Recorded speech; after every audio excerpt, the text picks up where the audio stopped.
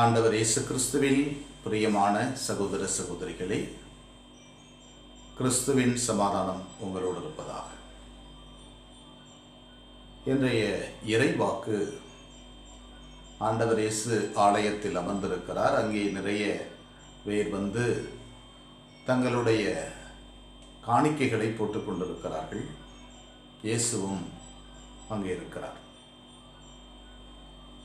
மேலுமாக அதற்கு முன்பாகவே கைம்பெண்கள் எவ்வாறு பாதிக்கப்படுகிறார்கள், அவர்கள் சமுதாயத்தில் ஏழைகள், குறிப்பாக சதுசேயர்கள், பரிசேயர்கள் போன்ற பெரிய பணக்காரர்களால், சமுதாயத்தினுடைய மத தலைவர்களால் எவ்வாறு வஞ்சிக்கப்படுகிறார்கள் என்பதையும் சொல்கிறார். இங்கே ஆலயத்தில் அமர்ந்திருக்கின்ற போது அங்கே ஒரு பெண்மணி வருகிறார். அங்கே ஒரு நாணயத்தை போடுகிறார். ஆண்டவர் சொல்கிறார், மற்ற எல்லாரையும் விட இந்த பெண் அதிகமாக போட்டார். இந்த வார்த்தையை பார்க்கின்ற போது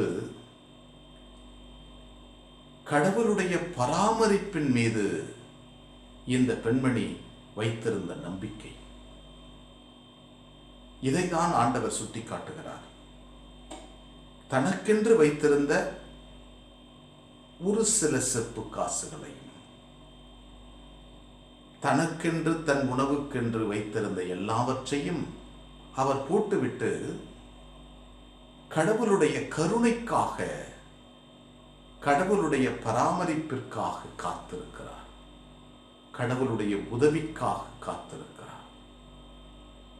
இந்த ஒரு செயலை தான் ஆண்டவர் தன்னுடைய சீடர்களிடமிருந்து எதிர்பார்த்தார். இன்றும் எதிர்பார்த்து கொண்டிருக்கிறார். தனக்கென்று உரியதை ஆண்டவரிடம் விட்டுவிட்டு ஆண்டவருடைய பராமரிப்பிற்காக காத்திருத்தல், தன் சக்தி, தன் பலம், தனக்கென்று இருக்கின்ற எல்லாவற்றையும் கடவுளின் அருளால் தான் நடைபெறுகிறது என்பதை உணர்ந்து ஏற்றுக்கொண்டு அவருடைய இரக்கத்திற்காகவும் அருளுக்காகவும் காத்திருக்கின்ற ஒரு விசுவாச வாழ்க்கை முறை, இதைதான் இன்று ஆண்டவர் நமக்கு சொல்கிறார். எத்தனை படைபலம், பணபலம், செல்வபலம் மனிதனுக்கு வந்தாலும் கடவுளின் இரக்கமும் அருளும் இல்லை என்றால் அவர்களால் ஒன்றும் செய்ய முடியாது, அவன் வாழ முடியாது என்பதுதான். மனிதனுடைய ஒன்றுமில்லாத தன்மையை இது சுட்டி காட்டுகிறது.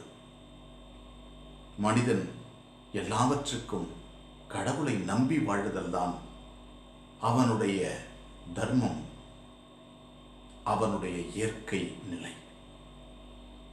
இந்த ஒரு நிலையை நாம் உணர்ந்து கொண்டால் கடவுளை நம்பி வாழுவோம். கடவுளை நம்பி வாழ்ந்தவர்கள் எப்பொழுதும் கைவிடப்பட்டதில்லை. அவர்கள் ஆண்டவரால் ஆசீர்வதிக்கப்பட்டிருக்கிறார்கள். நாமும் கடவுளை நம்பி வாழ்வோம், நாமும் ஆசீர்வதிக்கப்படுவோம். எங்களை வழிநடத்துகின்ற ஆண்டவரை போற்றுகிறோம். மனித சக்தியை பல நேரங்களில் நாங்கள் பெறுகின்ற போது இவையெல்லாம் எங்களாலேயே உருவானது என்று நாங்கள் மாதட்டிக் கொள்கிறோம். இவைகள் அனைத்தும் நாங்கள் உருவாக்கியது என்று நினைத்துக் கொள்கிறோம். எங்களோடு தங்கும் ஆண்டவரே, எங்களுடைய உண்மை நிலையை அறிய எங்களுக்கு வரம் தாரும். அதன் மூலமாக உமது அளவிட முடியாத சக்தியையும் இரக்கத்தையும் நாங்கள் உணர்ந்து கொண்டு அதன்படி வாழ எங்களை வழிநடத்தும் ஆண்டவரே. அன்னை மரியே, எங்கள் அன்பு தாயே, உம் திருமகனிடம் எங்களுக்காக இடைவிடாது பரிந்து பேசும். ஆமென்.